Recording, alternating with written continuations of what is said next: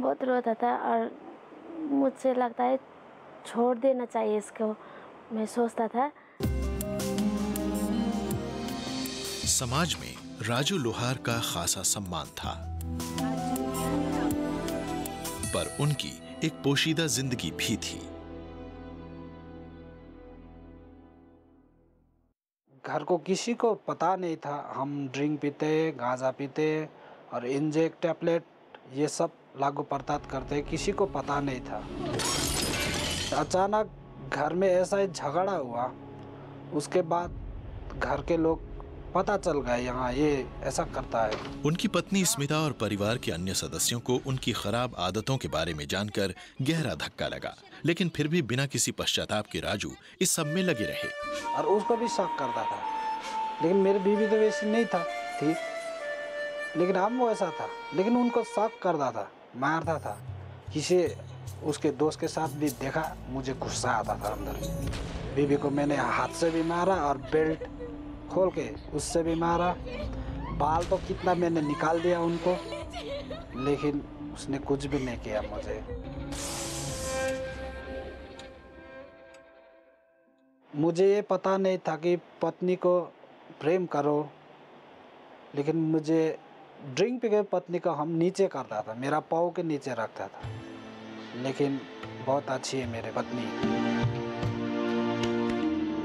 स्मिता एक ईसाई परिवार से थीं और ये विश्वास रखती थीं कि प्रभु यीशु उनके हालात बदल देंगे। राजू की पत्नी बेशक शारीरिक हिंसा और प्रताड़ना झेल रही थीं, लेकिन फिर भी उन्होंने ये उम्मीद नहीं छोड़ी कि एक दिन उनका पति सुधर जाएगा।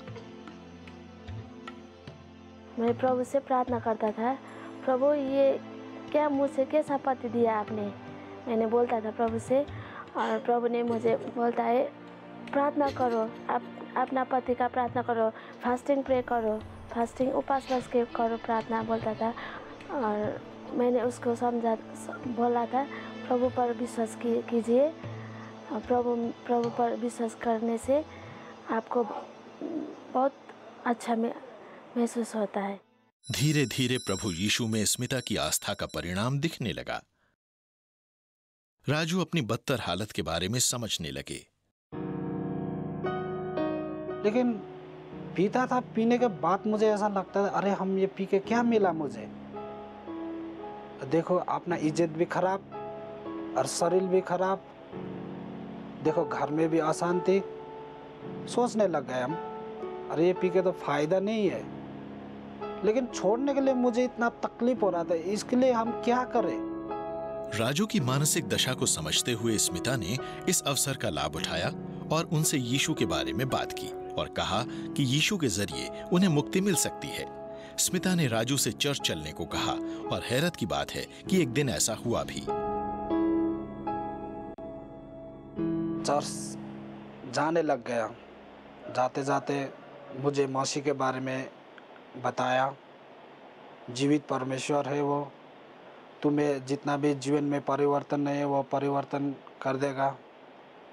हम विश्वास नहीं करता था, प्रभु अरे कैसे जीवित हो सकता है ये सोचता था। एक दिन प्रभु बोला हमको तू बहुत अच्छा है, मेरे लिए काम करेगा, तू जीवन को परिवर्तन करना, तू मेरे सिवा परमेश्वर कोई नहीं है। स्मिता राजू को यीशु के बारे में बताती रही और फिर एक दिन राजू यीशु मसीह को आजमाने के लिए तैयार हो ही गए। देखेंगे विश्वास करके क्या होगा। उसके बाद मसीह को हमने विश्वास किया।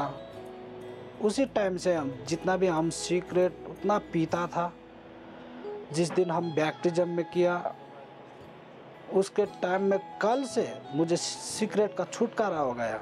मेरा मन इतना परिवर्तन हुआ, सचमुच में प्रभु बहुत जीवित परमेश्वर है। कल में मुझे पीने मन नहीं लगा, उसके बाद अरे प्रभु मैंने सोचा आज एक दिन तो नहीं, हाँ कल से भी मन ही नहीं दिया। उसके बाद तो मुझे बहुत आत्मिक विश्वास होने लग गया। अब प्रभु धीरे धीरे बोलने लग गए, हमको बाइबल पढ़ते गया। जैसे ही राजू ने यीशु की तरफ कदम बढ़ाया, यीशु ने फौरन उन्हें सहारा दिया। राजू की सारी खराब आदतें छूट गईं। राजू में आए जबरदस्त परिवर्तन को देखकर स्मिता कड़वाहट भरे अपने अतीत की कल्पना भी नहीं कर पा रही थीं। आज उनका एक खुशहाल परिवार है, उनके 2 बच्चे हैं और राजू एक स्कूल में बस ड्राइवर की नौकरी करते हैं। अभी तो मेरा पत्नी बोलती है, अरे आप तो कैसा चेंज हो गया, इससे पहले देखो आपको पता है हमको क्या क्या किया था, आपने कैसा दंगा फासद किया था। वो बोलती है, लेकिन हम भी हंसता है, सचमुच में आज मेरा जीवन क्या हो रहा है।